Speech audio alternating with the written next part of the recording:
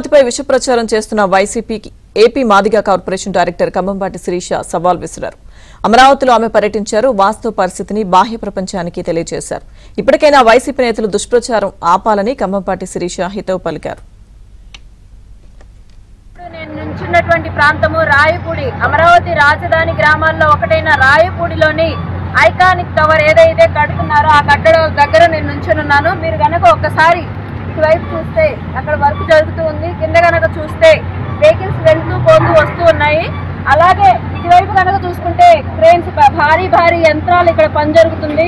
ఇక్కడ షిప్స్ కనుక చూసుకుంటే అక్కడ వర్కర్స్ అందరూ కూడా పనిచేస్తూ ఉన్నారు. ఎక్కడా కూడా పని ఆగటం అనేది ఇక్కడ లేదు. అలాగే ఎవరైతే కోహానా మేధావులు, కొంతమంది ఫేక్ ప్రచారకర్తలు అందరూ కూడా అమరావతి మునిగిపోయింది, ఐకానిక్ టవర్ మునిగిపోయి ఉంది, ఈతలు కొట్టుకోవచ్చు అని చెప్తున్నారు. వాళ్ళందరికీ నేను ఒక్కటే సవాల్ ఇస్తున్నాను. మీకు నిజంగా మీరన్న మాటలకు మీరు కట్టుబడి ఉండేట్లయితే అంబటి రాంబాబు కానివ్వండి, కేతిరెడ్డి కానివ్వండి, ఇంకొకటి కానివ్వండి, ఇంకో కబ్జా కింగులు కానివ్వండి, ఇది ఐకానిక్ టవర్ ఉన్న ప్రాంతము. ఇక్కడికి రండి.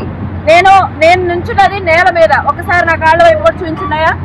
నేను నుంచున్నది నేల మీద. కనీసం బురద కానీ కాళ్ళు నిండిపోయేటువంటి నీళ్లు కూడా ఇక్కడ లేవు.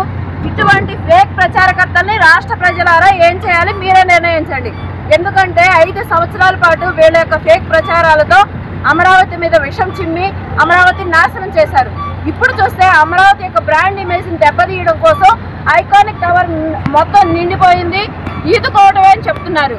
కాబట్టి నిజంగా వైసీపీ కార్యకర్తలు దమ్ము, ధైర్యం ఇలాంటివి ఏమన్నా ఉంటే, మీరు మాట్లాడే మాటలు కట్టుబడి ఉంటే ఇక్కడికి ఐకానిక్ టవర్ వద్దకు రండి. నిజంగా నీళ్లుంటే ఆ నీళ్లలో మీరు దూకండి. మీరు చస్తే మీరు చెప్పింది నిజం, మీరు బ్రతికితే మీరు చెప్పింది అబద్ధం.